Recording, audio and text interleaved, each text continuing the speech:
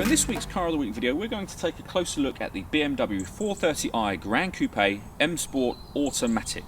A decent sized 5-door family car with the looks and performance of a sports car. This car's got 252 brake horsepower, is able to take you from 0 to 62 in just 5.9 seconds, whilst giving you bags of space, as you can see. We're going to hop inside and take a look at some of the controls.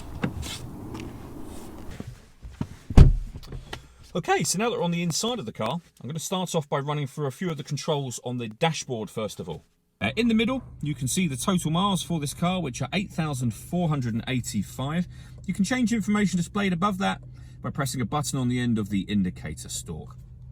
Just to the right of the dials, we have this speaker, which, as you can see, is Harman Kardon. So this car has got a Harman Kardon system throughout, which is, if you've never used it before, a great sound system.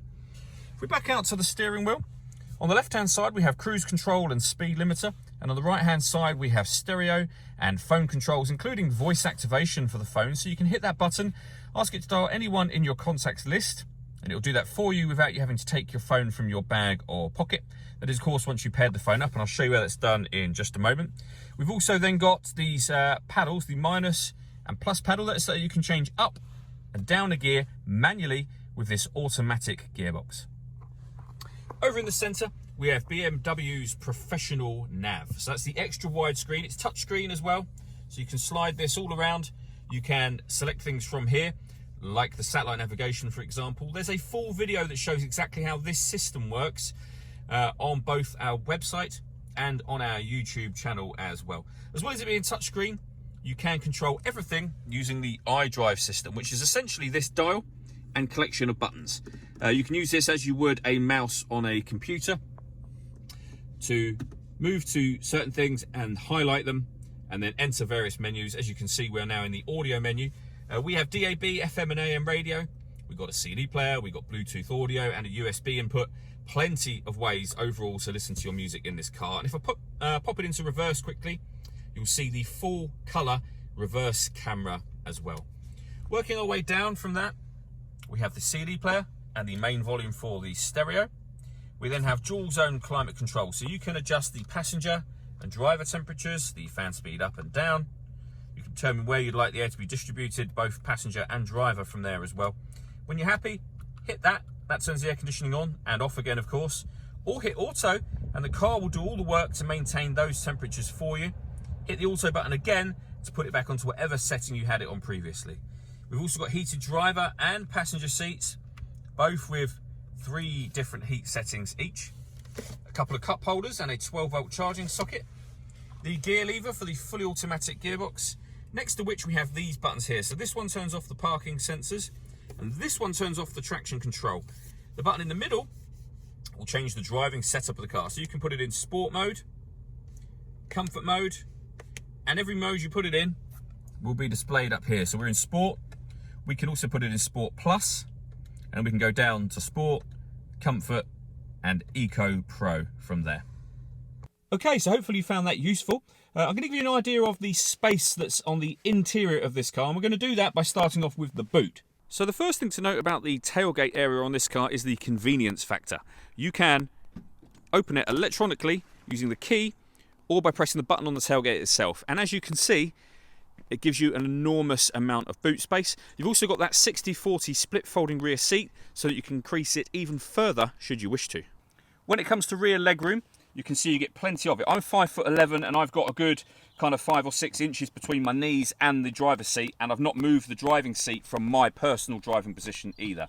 So plenty of room for a couple of adults or child seats. Okay, so all that leaves us to do is to take the car out for a drive.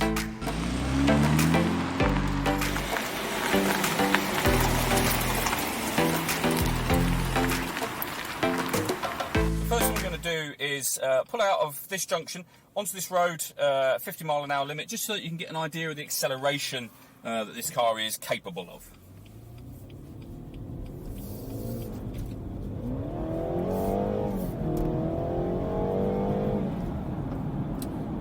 And there you go. I hope the video picked that up, but really great exhaust note from this car, excellent acceleration, but because it's a relatively large car, you don't really feel it. You can just see it on the speedometer, which I think is a great combination of kind of comfort and acceleration, perfect in that respect.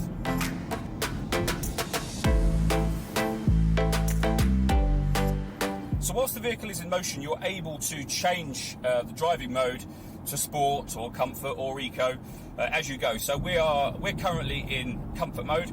I can put it into Eco Pro mode, and you can instantly feel the difference. The accelerator pedal reacts a bit slower to what you're doing, which would be perfect in a traffic situation where you don't want to be kind of, you know, lurching or surging forwards.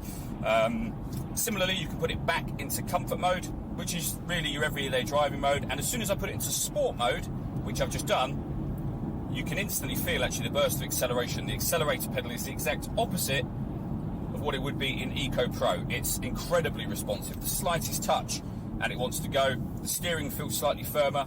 The gears will, in automatic mode, will rev higher in each gear before changing. And of course, if you have it in manual mode, you then have complete control over that. But the acceleration, as you can hear, in sport mode is fantastic.